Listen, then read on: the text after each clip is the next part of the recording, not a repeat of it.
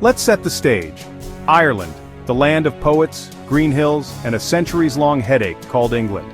For over 800 years, England treated Ireland less like a neighbor and more like a doormat, rewriting the rules, suppressing Irish culture, and making life nearly impossible for Irish Catholics. This wasn't just about politics, it was about erasing identity. Laws banned Irish language, land ownership, and even education. But the Irish never accepted it quietly. Resistance simmered, sometimes boiling over into rebellion. Over time, this forged a fierce sense of, "we are not you," a stubborn, proud identity that refused to be stamped out. The desire for freedom became the heartbeat of Irish history, fueling stories, music, and a relentless push for self-determination. So forget the leprechauns. Think of Ireland as the ultimate underdog, fighting for every inch of its own story. This centuries-old struggle set the stage for rebellion, heartbreak, and eventually, independence. The Irish weren't just subjects, they always believed they were a nation. That belief would drive everything that followed. And it's why Ireland's story is one of the world's greatest underdog tales. Centuries of oppression? Of course there were rebellions. The 1798 uprising, inspired by revolutions abroad, was crushed. But the dream of freedom never died. Then came the Great Famine, a potato blight that killed over 1 million and forced another 1 million to flee. While Ireland starved, food exports to England continued. The British response? Bureaucratic indifference. The famine left a scar so deep, it turned hunger into a rallying cry for independence. Fast forward to 1916, World War I rages and Irish rebels seize the moment. The Easter Rising was a military disaster, but the British made martyrs of its leaders by executing them. Suddenly failed rebels became national heroes. The Rising's legacy? A nation galvanized, ready to fight for real change. The memory of famine and rebellion fused into a powerful demand. Never again would Ireland's fate be decided in London. The stage was set for revolution. The world would soon see just how far the Irish were willing to go. The cost? Everything. But the dream of freedom was now unstoppable. Ireland's fight was about survival and dignity. The next chapter would be written in blood and hope. And the world was finally paying attention. The execution of the 1916 leaders flipped the script. Rebels became heroes and independence became mainstream. Sinn Féin, wrongly blamed for the Rising, swept the 1918 election and set up their own parliament in Dublin, daring Britain to react. The result? The Irish War of Independence, a brutal guerrilla conflict led by Michael Collins and the IRA. The British sent in the notorious Black and Tans, whose reprisals only fueled Irish resistance. Violence spiraled, communities suffered, and both sides were pushed to the brink. Exhausted, a truce was called in 1921.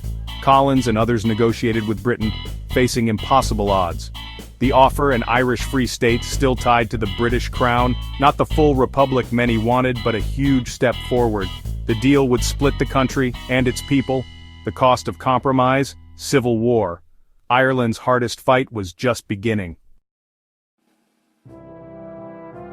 Michael Collins returned with the Anglo-Irish Treaty, partial independence but with strings attached. Ireland got its own parliament and army, but politicians had to swear loyalty to the British king. For many, including Eamon de Valera, this was betrayal. The split over the treaty led to civil war, brother against brother, friend against friend. Collins was assassinated, and the wounds ran deep. The treaty also partitioned the island's 6 northern counties, mostly Protestant, stayed with the UK as Northern Ireland. Ireland was now 2 countries, a division that would haunt it for generations. The new state was poor, rural, and dominated by Civil War veterans. De Valera eventually led the country, steering it through poverty and political turmoil. Partition left a legacy of conflict and awkward coexistence. Ireland's independence was real, but incomplete. The price of freedom? Division and heartbreak. The story was far from over. For decades, Ireland was poor, conservative, and shaped by the Catholic Church. Emigration was the norm, its best and brightest left for better lives abroad. But joining the European Union in 1973 changed everything.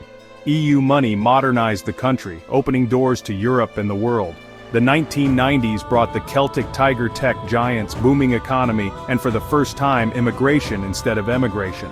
Then came the 2008 crash. property bubble burst, banks collapsed and Ireland needed a bailout. The boom was over, but Ireland bounced back, more resilient and global than ever. The journey from poverty to prosperity and back again reshaped Irish identity. Today, Ireland is modern, multicultural, and a little more skeptical, but still fiercely proud. The struggle made it stronger. While the Republic modernized, Northern Ireland was a powder keg. Partition left Catholics marginalized and Protestants in power, fueling decades of discrimination.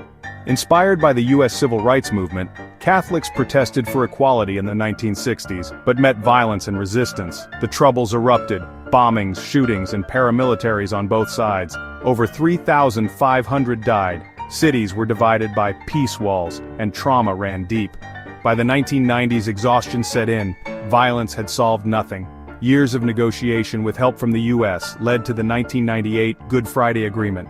Power-sharing government was born, and peace, fragile but real, finally took hold. The legacy of conflict lingers, but hope endures. Northern Ireland's story is one of pain, resilience, and the long road to reconciliation. The peace is imperfect, but it's held, and that, in Ireland, is a victory. Ireland today is a blend of ancient myth and modern tech. Dublin's Silicon Docks buzz with global companies, while ancient tombs and folklore shape the landscape. The Irish language is still taught, and old legends live alongside new startups. Socially, Ireland has transformed, legalizing same-sex marriage and abortion, breaking from its conservative past. The Catholic Church's grip has faded, replaced by a more open, diverse society. But new challenges loom: a housing crisis, high costs, and the paradox of prosperity. Ireland is proud of its rebellious past, yet fully plugged into the global future. It's a nation of storytellers, now speaking in memes and code. The weight of history is everywhere, but the focus is forward. From colony to confident nation, Ireland's journey is wild, complex, and unfinished. If history teaches anything, it's this: never underestimate Irish resilience. The story isn't over, and the next chapter is being written right now.